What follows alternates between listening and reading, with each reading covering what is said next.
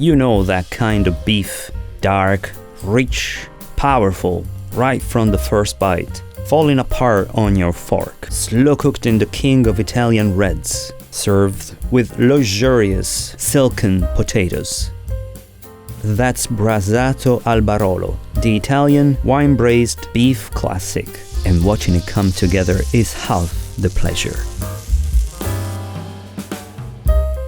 Let's talk about the beef first. Brasato is often made with very collagen-heavy shoulder cuts that fully fall apart. You can absolutely use chuck. We start by cutting 2 carrots and 2 celery stalks into large cubes.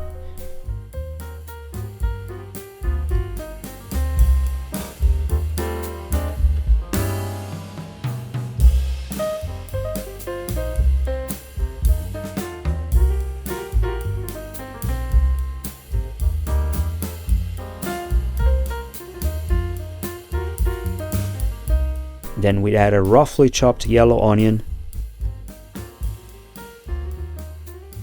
For the aromatic base, we use juniper berries and whole black peppercorns. Give them a light crush. Then add a clove of garlic. Finally, bay leaves, a stick of cinnamon, and a few cloves. All subtle notes that pair beautifully with the cut of beef we have chosen. And above all, with His Majesty, Barolo wine, powerful tannins and razor-sharp acidity, with aromas of rose, leather, dark spice and wet earth. Yet, on the palate, it's surprisingly smooth. That's why it pairs perfectly with our shoulder cut. Enough protein to tame the wine without drowning it. And yes, this is real Barolo in the pot, not a random house rat pretending to be one. We respect our audience too much to fake it.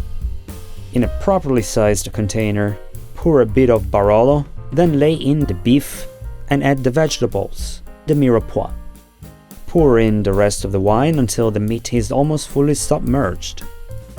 Finally add the aromatics and salt. The beef should marinate at least overnight, though 24 hours is even better. The longer it rests in the wine, the deeper the flavor. Here we are again. The aroma is sweet, rounded, not sharp at all, really pleasant. Now we need to sear. We start with the beef, we remove it from the marinade, and we dry it thoroughly.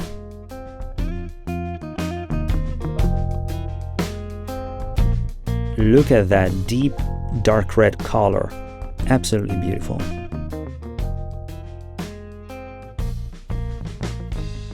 Now we strain the liquid and let the mirepoix, the vegetables, drain as well, because those will be seared too.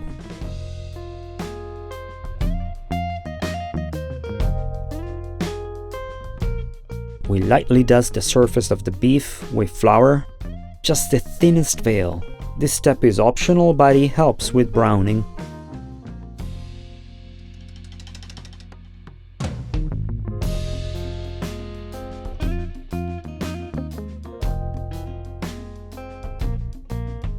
Large carbon steel pan with low sides, clarified butter or high smoke point oil.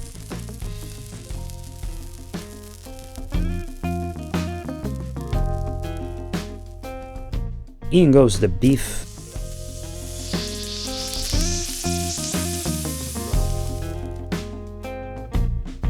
Add a bit more butter and give it a proper sear.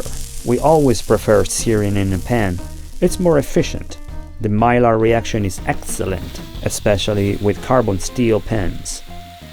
And it happens fast, so the beef loses less moisture.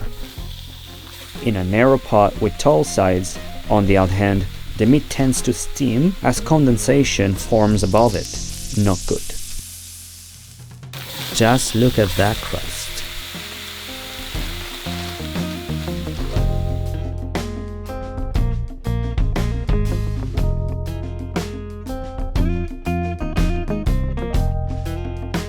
Now in go the vegetables, and we brown those as well.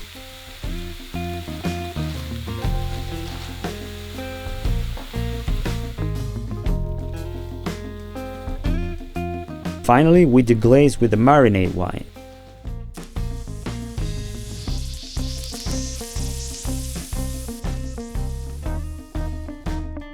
All of it goes in.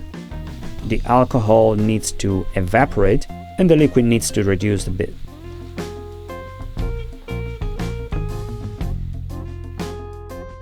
Then we transfer everything into a cast iron Dutch oven. Nestle the beef back in. Add a spoonful of triple concentrated tomato paste. And we're ready to braise. Notice how the liquid covers about 2/3 of the meat. Keep the oven at 140-150 Celsius or 285-300 Fahrenheit and braise for 3-4 hours. Lid on at all times. The beef is ready. We take it out and keep it covered while we work on the rich Barolo sauce. We remove the bay leaves and the cinnamon stick. Then blend everything and reduce it until the sauce becomes thick and glossy. Now we slice the beef and plate it. A simple and elegant way to serve Brasato al Barolo is to spread a base of sauce on a platter, lay the slices of beef on top, and finish with plenty of that Barolo reduction. Classic pairing is grilled polenta or a quenelle of mashed potatoes, like this, the traditional purée de pommes à la Robuchon. We'll share the recipe for these Michelin star potatoes on our channel as well. Look at that deep, rich gravy, the perfect base for our fork tender beef. There it is, juicy, full of flavor. 3 generous slices will do. Don't hold back on the sauce. More is more. I don't know about you, but I'm ready to dig in. The beef gives way, no resistance at all. This is pure satisfaction. And now the mashed potatoes. Buttery, and I mean buttery. This isn't starch. It's vapor, coated in Barolo wine gravy. Try the recipe. You'll understand. And don't forget to subscribe to Piatto Recipes, leave a like and a hype, and tell us in the comments what you think of this dish.